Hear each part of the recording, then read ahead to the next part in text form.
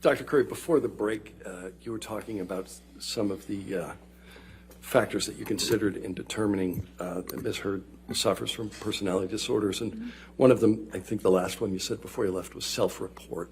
What do you mean by that? So the self-report would be things that Ms. Heard indicated to me specifically. So there were a couple of characteristics that she noted in her self-report that were consistent with these personality disorders. The first was actually my own behavioral observations of her based on her self-report. So one of the hallmark characteristics of histrionic personality disorder is sort of a overly dramatic presentation. We call this impressionistic speech. So it tends to be very flowery. It uses a lot of descriptive words like magical, wonderful, and it can go on for quite some time, and yet it really lacks any substance. So at the end, you're left wondering what was just said or what the answer is to the actual question. So that occurred a number of times, and it also represented the quick shifts you'll see between emotions. So she would suddenly be one way, and then she would become very animated or very sad. And when people are displaying these emotions with this personality disorder, there's a sense of shallowness to it. People who are observing them will feel like it's almost play acting, and they might not be able to put their finger on it, but part of it is because of the rapidness with which the person can switch emotions, and also the lack of substance. They don't really refer to, I feel this way. They might describe emotions, they might describe events, but very rarely, and Ms. Heard did not say, I feel vulnerable. She never really indicated a vulnerable feeling of her own. Then the substance of her self-report. So when I was asking her information about her history. We're going to ask more about that later. I was just trying to get a sense of what a self-report was. Oh, okay. What psychological tests did you perform? Okay, so psychological tests, I'll just go in order. So first of all, I asked her a couple questions from something called the mini mental status exam. That's really just a fancy way of saying that I wanted to make sure that she was alert and oriented to, we call it person, place, and time. That means she knew who she was, she knew who I was, she knew where we were, and she knew the date. That way I can ensure that she's able to participate in the evaluation and understand what's happening. I then administered something called the Minnesota Multiphasic Personality Inventory 2. The 2 means that it's the second edition. And this is something we call an objective measure. So it asks 567 questions, more statements, and the person either agrees or disagrees with them, how much the statement represents them. And this test has been around since 1943. There are more than 10,000 studies showing that it is appropriate for determining somebody's personality traits. It measures all of those things I sort of mentioned, how a person thinks, feels, and behaves in multiple different aspects of their lives. It also measures very accurately any signs of mental illness or dysfunction. And the reason I also really like this test, whenever you're using a test for an evaluation that's going to be used in a forensic setting, people have a lot of incentive to present themselves in a way that's going to benefit their case. And they may want to look like they're sicker than they really are. They may want to look much healthier than they really are. And some of those incentives, they may not even realize that they're intending to do that. So it can be conscious or unconscious, but you really need to have a test that can check for that. And the MMPI-2 has a set of validity scales, we call them. These are scales that measure really the truthfulness and accuracy with which a person is approaching the test. And these scales on this particular test have been so well researched over many decades that they've become very nuanced, and they can tell us a lot about if somebody's, for instance, exaggerating. Are they elevating one of the scales that shows that they're exaggerating on purpose? Are they exaggerating in a manner that's more like a cry for help? Are they exaggerating in a manner that's clever and sophisticated or more obvious? And then the same exact thing goes for trying to minimize symptoms. We have a number of scales that can show us all the different, if somebody's trying to say they're the most wonderful person on earth, or if they're just trying to deny problems, and if they're doing that again in a very clever way or more of an obvious way. So that test was my choice for this case. There's one other reason I'd like to add, is that part of my evaluation was, one of the reasons was to assess whether Ms. Heard has post-traumatic stress disorder, which I told you about earlier, as a result of the incidents that she's alleged occurred by Mr. Depp. And that's a really tough disorder to find out if somebody's faking it or not. It's one of the most easily faked disorders. Most of us know what it feels like to feel anxious. And a lot of people have seen war movies and movies that depict somebody having PTSD. And in fact, some research has shown that if you give someone a diagnostic checklist and said, show that you have PTSD, they can do it 96% of the time, just someone on the street. So you really need a test that's very sensitive to that. And the MMPI-2 has been shown in multiple studies to be excellent at detecting those attempts. Okay, you keep using MMPI-2. That's the abbreviation that you folks use for? I'm sorry if I hadn't said that. That's the Minnesota Multiphasic Personality Inventory. What other psychological testing did you perform? So I also performed the clinician-administered PTSD scale, -5, and that -5 links it to the diagnosis for PTSD in our current diagnostic manual, the 5th version. To do that test, you first administer something called the Life Events Checklist. And the Life Events Checklist, both of these tests, by the way, were developed by the National Center for PTSD with the Department of Veterans Affairs. But the Life Events Checklist lists 16 different very stressful life events that people can go through that are often can be associated with developing PTSD. And then it also has a 17th item that you can fill in if you feel like you've been through something really difficult that wasn't included. Now, I like to also add something called the Life Events Checklist 5 interview, which digs a little bit deeper into the person's childhood as well to find out if there's so many different things that can be difficult growing up. And also, it's very important that you have the person determine which of the events they've listed, let's say they have a number of different types of traumas, which one do they feel like was the most traumatic for them? Which one still causes them to feel distressed when they talk about it? And sometimes they can't just identify one.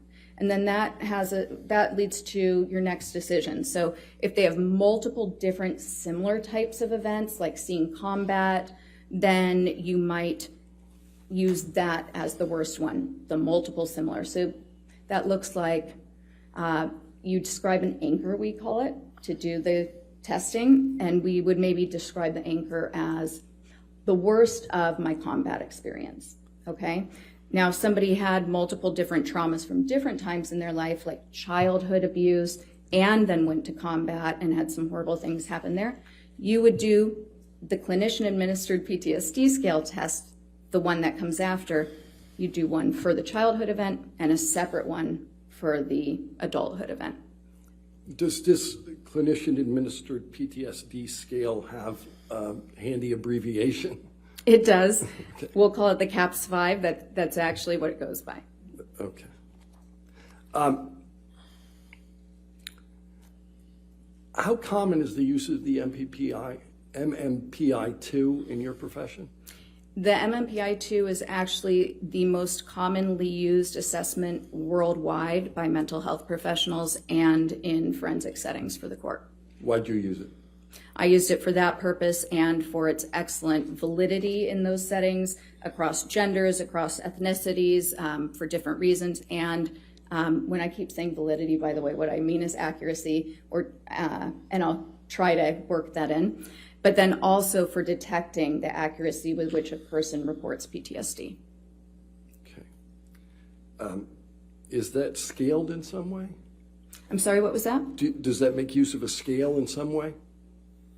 The MMPI-2, do you mean specifically for PTSD? Yes. There's actually a combination of scales you want to look for. You would never make the diagnosis just based on one scale alone, or even on the test alone. You'd integrate other data. All right. How did you administer the MMPI-2 to Ms. Hurd? I provided her the test on an iPad. She essentially had her own little desk area and then an iPad. She hits start, it provides her with the instructions, and then it gives her 567 statements in order. For each one, she taps true or false. What did you learn about Ms. Hurd from the results of the MMPI-2? Quite a bit. I wrote up a 25-page interpretation outline. It has numerous scales. So one of the reasons I like this measure so much is that it can tell you so much about multiple different traits and tendencies and mental issues. One of the primary things I learned was that she had a very sophisticated way of minimizing any personal problems. I also learned that she tends to, well, there were a number of characteristics that were consistent with the eventual diagnoses, but some of the primary characteristics, and I'm going to try to condense 25 pages here, were essentially externalization of blame, tending to have a lot of inner hostility that is attempted to be controlled, a tendency to be very self-righteous, but to also deny that self-righteousness and to judge others critically against these sort of high standards for moral value, but also to deny doing that, essentially to claim that one is very non-judgmental and accepting and yet very full of rage, really. And these aren't facts, but her scores essentially correlated, so they were consistent with other people who obtained these scores who have been shown through many studies to have these very specific traits. So externalization of blame, a lot of inner anger and hostility, sometimes that anger among these groups with similar scores, these people might have that anger kind of explode out at times. They tend to be very passive aggressive. They may be self-indulgent, very self-centered. They could use manipulation tactics to try to get their needs met, very needy of attention, acceptance, approval. They tend to distance people who are close to them. Initially, they may seem very charming. They're very socially sophisticated, actually. That was a major component on there. They have a capacity to kind of offer some of their faults, but in a way, but only the ones that people think of lightly and can all relate to. And so they can present as very fair and balanced, but in actuality, they really might be very judgmental of others and unaware of problems in their behavior and their thinking. So after you provide the examination via the iPad, what do you do? So once they've completed the test, you can have it scored by the computer immediately. It's a very complex test to interpret, but right away you get a list of what's called critical items, and these are just some, a couple of the items, the statements that are presented that are more clearly symptom-based, and I always follow up with the examinee. Some of these might have to do with suicide, some of them might have to do with other symptoms that you just like to get a little bit more information on, because sometimes an examinee might tell you they're completely fine when you're doing your interview with them and that they have no symptoms. And then when they take the test, it says that they're having trouble sleeping, or they struggle with nausea all the time, or they feel very anxious. And so you want to follow up on that. Okay. What's a code type? A code type, let me think of how to explain this very simply. So the main scales, and I keep referring to scales, these are just the main scores that come up on this test. We can refer to them as codes. And when I was saying that Ms. Hurd's scores could be compared to certain groups of people that had been researched before to obtain similar scores, the research has shown that certain people will have certain scores that kind of spike on this, okay? And so all of those traits that I was describing, those are traits that are found in these code types. So it means that score number two was high, and score number 6 was high. And so if we have those two scores were both high, then that's a 2-6 code type. And these code types... What code type was misheard? Misheard had the clearest code type was 3-6, but then she also had some other code types that were less significant. What characteristics are associated with a 3-6 code type? So a 3-6 code type, a lot of that anger is expressed in this code type. There can be actually a lot of cruelty, usually with people who are less powerful. Actually, when you see this code type, you want to, if you can, to follow up with subordinates, co-workers, people who may have observed their behavior more closely. The 3-6 code type is very concerned with their image, very attention-seeking, very prone to externalizing blame to a point where it's unclear whether they can even admit to themselves that they do have responsibility in certain areas. A lot of suppressed and denied anger, but the anger is very present, will explode out, and a lot of issues in their close relationships. How does Ms. Hurd's code type fit in with your overall opinion as to personality disorders? Well, this might be an appropriate time to describe a little bit about these personality disorders, because I think what you'll hear is that there's a lot of consistency there. So borderline personality disorder is a disorder of stability. It's instability, and it's instability in personal relationships. It's instability in their emotions. It's instability in their behavior, and it's instability in their sense of self and their identity. And that instability is really driven by this underlying terror of abandonment. So one of the key features also of this disorder, and all of it is like pistons of an engine kind of firing off and igniting one another. But when somebody is afraid of being abandoned by their partner or by anybody else in their environment, and they have this disorder, they'll make desperate attempts to prevent that from happening. And those desperate attempts could be physical aggression, it could be threatening, it could be harming themselves. But these are behaviors that are usually very extreme and very concerning to the people around them.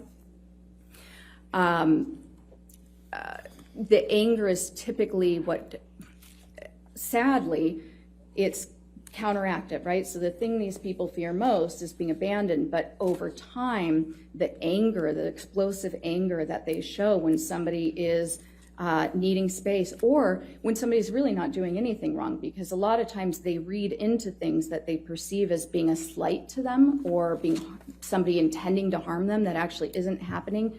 They'll exaggerate it, and they'll explode. They'll react in this heightened manner that is just exhausting for their partners.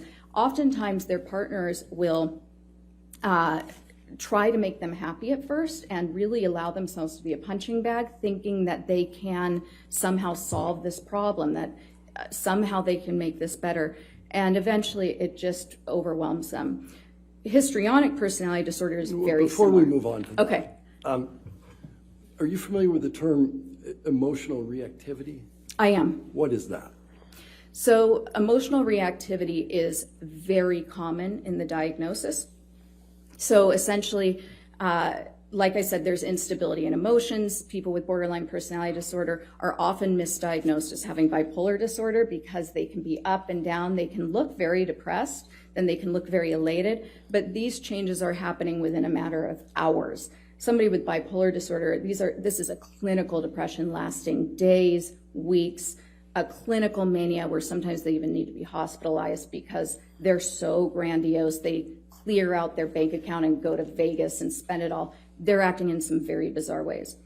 With borderline personality disorder, you're having these fluctuating moods constantly. And again, this hypersensitivity to being slighted or feeling offended, really driven by the fear that if you're offended or slighted, if the therapist comes in 2 minutes late, or if somebody shows up to dinner 2 minutes late, that they might be abandoning you. And it's not as if the borderline is considering themselves abandoned in that moment, but they just know that they have this overwhelming emotion, and there are no attempts to control that emotion. There are no attempts to regulate it. So if they're in the middle of the restaurant and they feel offended, they're going to start the fight. People are going to see it, or they might just start crying or break down, but they'll make a lot of accusations, and that reactivity is when you're going to see a lot of this escalation in the bizarre behavior. They can react violently, they can react aggressively, they will often physically prevent their partner from trying to leave if their partner wants to get space from all of this intense emotion, and oftentimes they will be abusive to their partners in these situations. Sometimes they'll physically restrain them from leaving and become injured that way, but also people with borderline personality disorder, it seems to be a predictive factor for women who implement violence against their partner. And one of the most common tactics that they'll use is actually physically assaulting and then getting harmed themselves. But mostly, we call this administrative violence. So essentially, this is saying that they'll make threats using the legal system. So they might say that they are going to file a restraining order or claim abuse, or they might do these things to essentially try to keep their partner from leaving. In the moment, again, they're not consciously thinking, I'm going to keep my partner from leaving right now. They're just thinking, I can't stand this. I hate my partner. They went from idealizing to suddenly devaluing because of the hurt, and they'll do anything to express that big emotion of anger. Your Honor, may we approach? All right, yes, sir.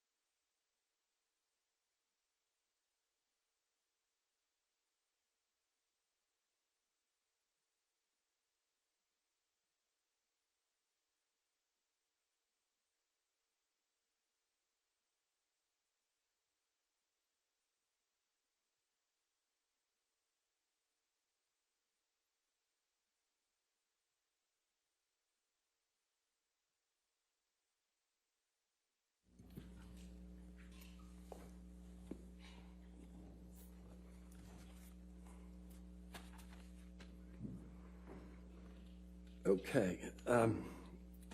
You indicated you were talking about emotional reactivity. What, if any, emotional reactivity did you observe in your review? And let's do this one at a time. Okay. So there were a couple indications to me. First, I can sort of think about it with the treatment records. So particularly Dr. Cohen-Connell's, am I getting the name right? I feel like for some reason in my mind I might have just reversed it. But Dr. Cohen's records, I did reverse it. He actually refers to this reactivity quite a bit and to Ms. Heard's temper. And that temper, it's often branded, or being hot-headed, is really characteristic of borderline personality disorder. As is their very charming, personable nature. This is a disorder of contradictions. In Nurse Filati's notes, I thought there was something interesting. She references a night when they're out to dinner, I believe in London, and she provided positive reinforcement to Ms. Heard because Ms. Heard had been disappointed by a mistake made by the server, and it sort of references how previously she might have criticized the server or become upset by that, and that she didn't this time, and so that had been some sort of a step forward. There was also an indication actually in Dr. Hughes's, Dr. Hughes is a forensic psychologist who had been appointed by Ms. Heard to conduct as an evaluation as well. In Ms. Hughes's interview of Ms. Heard disclosed that she had cut her arm in the past, which is a typical reactive type thing somebody with this diagnosis can do. It's one of the symptoms. And that's sort of all I can think of top of my mind from the treatment records. Moving into some of the declarations or deposition testimony, what struck me was Ms. Raquel Pennington's testimony. She's a former friend of Ms. Heard's, and she told a story about, I suppose, they were shopping for Thanksgiving accoutrements, something to prepare for Thanksgiving, and Ms. Heard struck her in the face, sort of out of the blue, which is, I thought was interesting because that is one of those signs of borderline personality disorder where if a friend or a loved one isn't meeting your needs in that moment, people with borderline personality disorder can be very caring in their relationships as long as their needs are being met. They feel that their needs should be met when they want them met at a specific level, and if they're not, then that anger, that sense of harm causes them to react. So the striking Ms. Pennington, per Ms. Pennington's report in the declaration or the testimony, I thought was pretty consistent. And then Ms. Heard's own self-descriptions. Okay, we're going to, I'm going to ask you a question about, Sure. You indicated Ms. Pennington was a former friend of, Yes. of Ms. Heard. Is there a relationship between borderline personality disorder and intimate relationships? Yes, so the instability definitely translates to their relationships. You'll see relationships start very intensely. People will, somebody with borderline personality disorder perceives the relationship as extremely close. This pattern of idealizing and devaluing is definitely at play. They do this with their lovers and also with their friends. And so this might be the perfect person, their perfect soulmate friend, perfect soulmate partner, and their engagement in the relationship is very alluring, very charming to the other person. And so initially everything seems great. But what occurs is that reality sets in. People are not perfect, even when we have a lot in common with them. Whereas most of us can accept somebody as a whole, somebody who has a little bit of flaws, and still think this is my great friend who always constantly running late for dinner. The person with borderline personality disorder, things are in these extremes, this black and white, we call it splitting. And so that person goes from being idealized, the perfect person, to dumpster. They are totally devalued. They are the worst friend. They don't care anything about me. I have better people around. And then there will be a repair because the person with this disorder does feel remorseful after they have these reactions, angry, tell their friend off. But over time, it wears away at these relationships. And so what you'll usually see is many, many transitions in their friendships over the years, people who have sort of fallen by the wayside, who were really very close-knit at one time, and then, but there's not a lot of consistency in the long term. You'll also see that with their intimate relationships, many, many relationships, but none that are particularly long-term. How does borderline personality disorder relate to identity issues? So again, that instability also travels toward identity. And when I was describing personality earlier, I was talking a little bit about those traits we have that help us know who we are.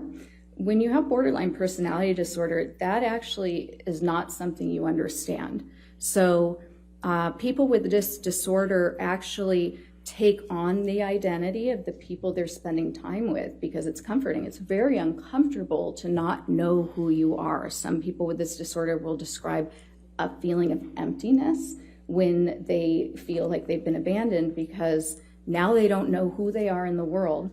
And so when somebody with this disorder is going through that initial enmeshment phase with new people and they're idealizing them, they often will take on the identities of those people. So they may mimic them in a lot of ways. They might mimic the way they dress, their interests, the way they talk.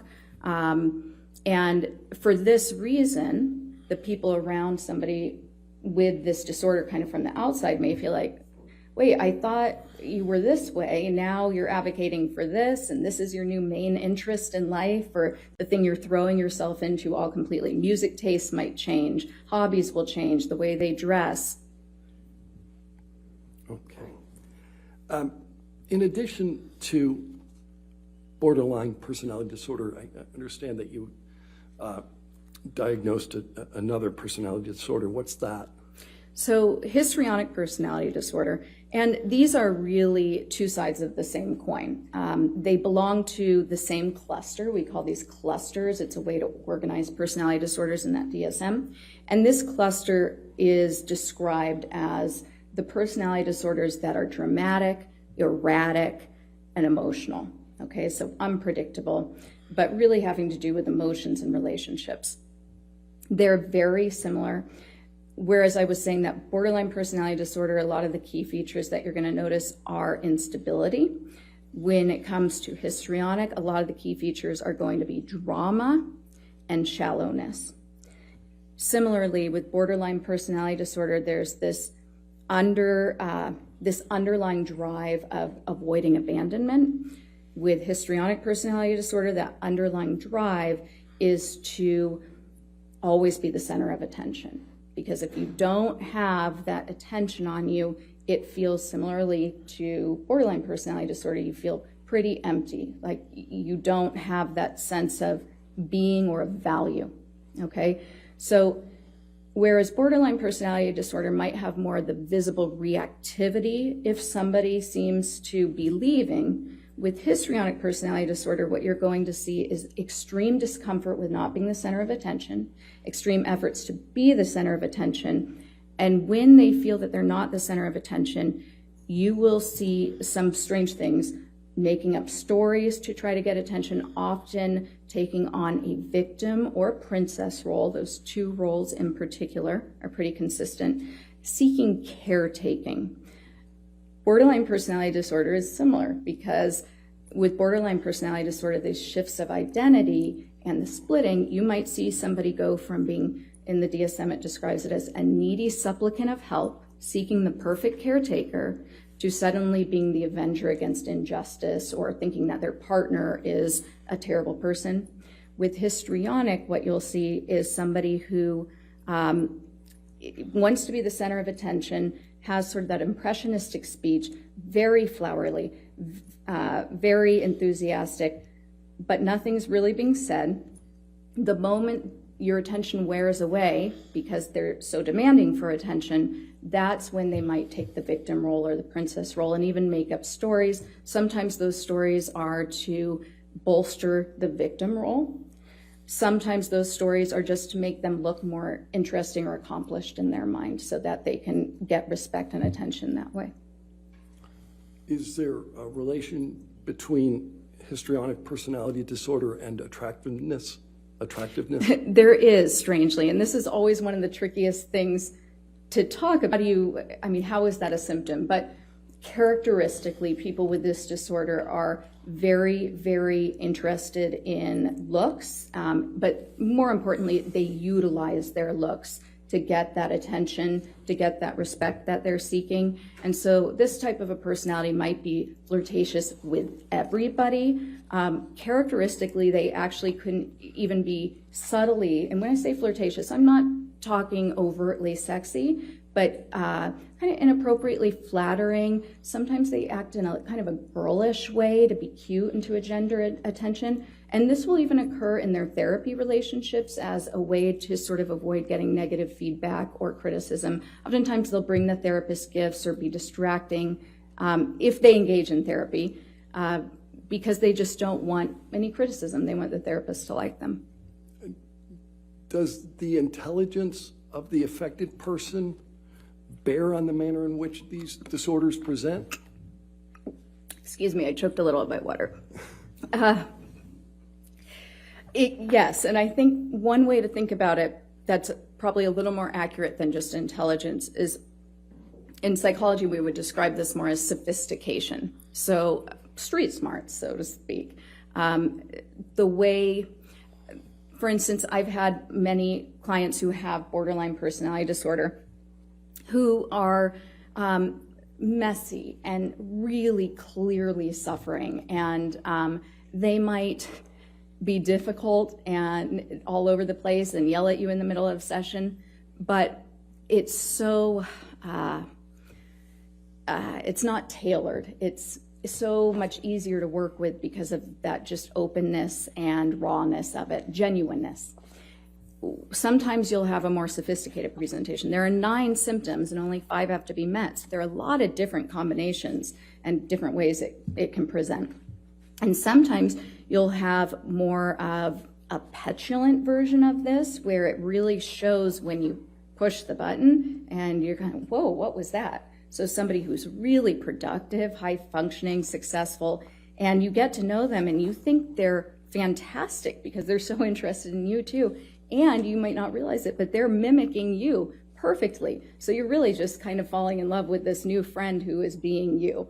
But then all of a sudden, you say something that they think is offensive, and you can't, even in your wildest thoughts, understand how that could have offended somebody, but their reaction is so strong that you kind of buy into it. Gosh, maybe I did say something offensive, and you feel bad about it. So that sophisticated version, they can be a little bit more calculated in the way they present. They tend to kind of hit you where it hurts a little bit more, and they can be actually very, very destructive. What conclusions were you able to draw about Ms. Heard's sophistication from her testing? Well, from her testing and from her presentation, she was very likable, but her testing in particular showed that she approached it in a manner that, remember I told you about those scales that are pretty neat. She approached it in a manner that very clearly minimized any psychological dysfunction, not just that, but really presented herself as free of any problems. And she did so in a way that was very, very sophisticated, not obvious, by responding to questions that most people might not notice were trying to detect that. How did you determine that? So that's based on a particular scale on the MMPI-2 that is designed specifically to detect a type of responding that's a little bit more clever, a little bit more sophisticated, minimizing problems in a way that most lay people probably wouldn't understand, and even providers, very difficult to detect. You mentioned that one of the characteristics of borderline personality disorder is emotional reactivity. How might that present in an intimate relationship? So I think it probably presents mostly, or you'd see the bulk of it in intimate relationships because of that regular interaction and the desire for your partner to meet all of your needs, to be the perfect caretaker. Also that the hallmark of the disorder with the splitting, so idealizing, devaluing, and the perceiving of all sorts of neutral events as somehow demeaning or disrespectful. It's regular escalations of anger, frustrated complaints, criticisms of your partner. But because the person with borderline personality disorder, first of all, they're more sensitive to things, they feel distress more strongly, and then that distress lasts longer. So these types of blow-ups go on forever, and they're very cyclic. It feels like you just can't get a resolution, and eventually the partner will try to leave, will want to leave to take a break. It wears them down, and that's when the borderline might explode and act very aggressively or violently to try to prevent them from leaving.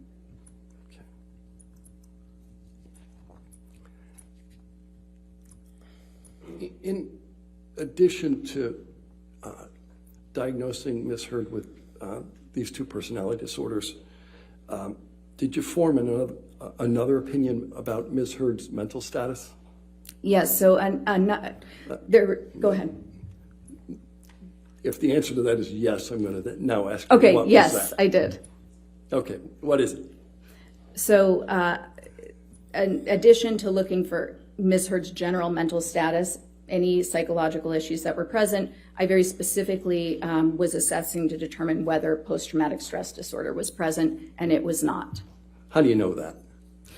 So first of all, from multiple information sources, right? So I was integrating the interview, my review of the data, the case records, other people's testimony, her treatment records.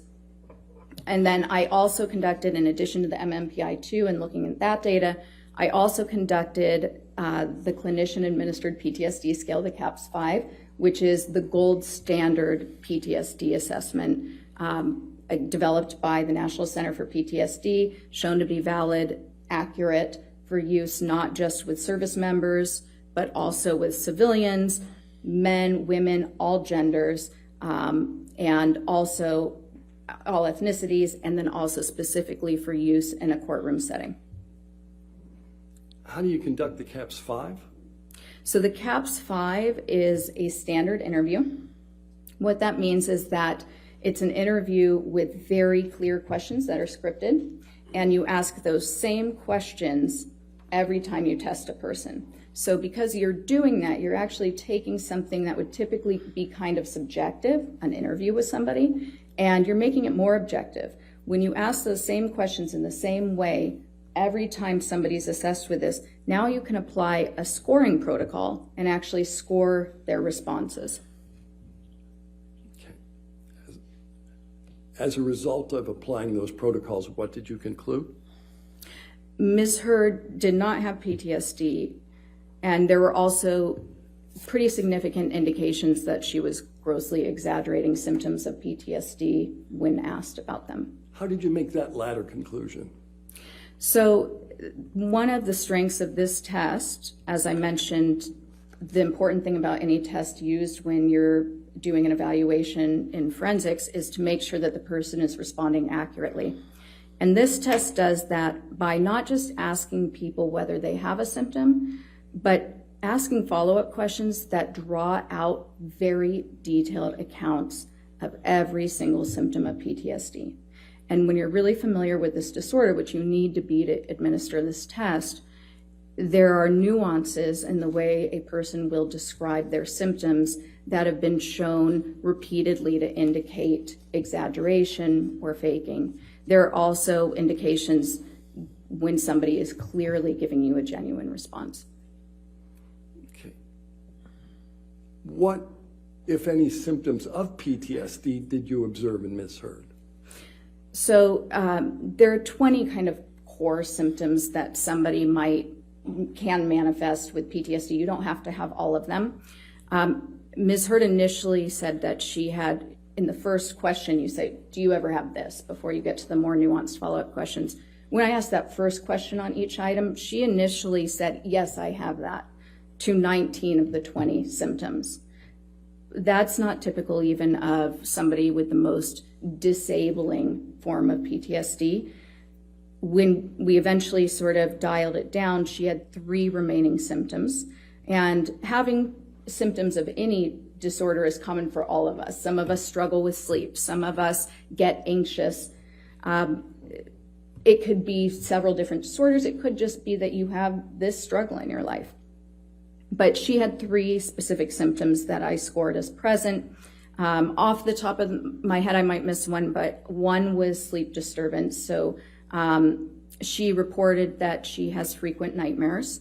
Another one was that she said that she tends to have a startle response. So if she gets startled or surprised, she tends to stay in sort of a hyper startle mode for quite a while. And that's consistent with a couple of things. It can be consistent with PTSD if other criteria are met. It's also consistent with childhood complex trauma, which is something that can occur when your brain is forming. If you constantly feel unsafe, if your parents are abusive, or if they're not present, if you're neglected, you can develop certain physiological responses that can stay for a long time in your life. So I noted that seemed like a very genuine, accurate account where she stays in the state of kind of hyper arousal, has a hard time calming down if she gets surprised. You mentioned nightmares as well. Yes. Did she recount for you the nature of the nightmares? So they were vague. She indicated that she has recurrent nightmares and that she feels as though she's being held down. There was some conflict in that account because even though that could be a PTSD symptom, it is fairly vague, but I still scored it as present. And in her initial treatment with with Dr. Bonnie Jacobs, which I believe started before she began dating Mr. Depp, she had indicated to Dr. Jacobs, according to Dr. Jacobs's notes, that she was having repetitive nightmares back then and that they were related to her childhood trauma. And so that came up several times in the notes. Dr. Jacobs kept mentioning that. Thank you. What is feigning? Feigning is essentially faking or exaggerating symptoms that aren't present. Does the CAPS-5 control for that? It doesn't necessarily control for it. It can expose it by drawing out. How does that work? Because you're not just simply handing the person a checklist that says, here are all the symptoms of PTSD. Why don't just check off the ones you have, which clearly if you're trying to look like you have PTSD, you would just check them all. The CAPS-5, because it requires them to describe in detail how they experience the symptom, where it shows up, what it looks like, what sort of examples they can give you, how many times it's happened in the last couple of weeks, how many times it's happened in the last month. By the end of each symptom, you've gotten a very good picture of a couple things. One, does it meet the definition of the symptom? Are they getting it right? Is this actually the symptom, or are they kind of confusing this with something else? Number two, are they giving you very vague accounts? Are they giving you kind of a stereotyped idea of what the symptom is based on media or movies or something that actually is completely different from genuine experiences of this symptom? Or are they giving you a very genuine, heartfelt, sometimes minimizing, but it's ticking all the boxes? Their mannerisms while they're describing it, the actual very specific, very nuanced, symbolic ways they're describing it. A lot of times it smells, it sounds. That all appears in genuine accounts, and it's something that people really get wrong when they're feigning. All right. In addition to your conclusion that Ms. Heard does not have PTSD, did you make a conclusion with respect to her symptoms? Yes, actually I did. So, just because somebody doesn't have PTSD doesn't mean that they weren't harmed psychologically by whatever is being alleged. In this case, Ms. Heard is alleging that she was psychologically harmed and that she suffered PTSD because of abuse that she alleges occurred by Mr. Depp. So the MMPI-2 is helpful because it shows you kind of everything, any other symptoms. And then in Ms. Heard's own self-report and her prior treatment records, I knew that she had reported to me that she had had some other symptoms. So now what becomes really important is determining, and let me clarify one thing here, not so much a diagnosis, but did she start to experience symptoms during the relationship and after? Did they worsen after? Or could these types of symptoms or reports be explained by other factors? A, by feigning, B, by pre-existing conditions, or C, by other stressful life events that might have occurred. So the main symptoms that I was looking at didn't meet criteria for PTSD, right? There was also substantial evidence of this sort of emotional dysregulation, emotional disorganization, the shallowness, the dramatic affect. Now, when you have a lot of childhood trauma, you can actually have some similar type presentation in adulthood. There are some differences though, but also that's not something that would have occurred after this relationship. So now I was looking at, are there indications that these types of things that she's described, this transient anxiety, the issues with sleep, were these there prior? And sure enough, Ms. Heard, in her own self-report, stated to me that when she first got to LA, she was seeking treatment for, in her words, blanket anxiety and depression. She also reported that she was taking medications. In general, none of them were helpful. That's actually very typical of borderline personality disorder. Medications typically aren't very helpful for somebody with the disorder. They really need an intensive, lifelong type of therapy, which is not necessarily as relevant to this. But interestingly also, people with borderline personality disorder often respond really positively to stimulant medications that are given for ADD or ADHD. And in one of Nurse Filati's notes, she reported that Ms. Hurd told her that none of the medications were working for her except for one Provigil, which is often prescribed as stimulant medication. And I just thought that was interesting and sort of consistent with more of these lifelong personality disorders that aren't necessarily caused by a harm by any allegations, but have been there and will remain there typically. The other issue, so the anxiety, she had already indicated that had been there prior, but the form of the anxiety. So looking at Dr. Hughes's testing and then also looking at the scores on the MMPI, when you look at all these little combinations of the scores, you can actually learn a lot about, is the anxiety related to an event, or is this more a person who tends to be an anxious person regardless of what's going on in their life? And somebody might describe them as a worrywart. And the scores, the little combination of scores that she obtained actually indicated that it was the latter, that her anxiety tends to be separate from events and more just kind of a constant, and it comes and goes, but it's more of a trait. I have no further questions for this witness. All right.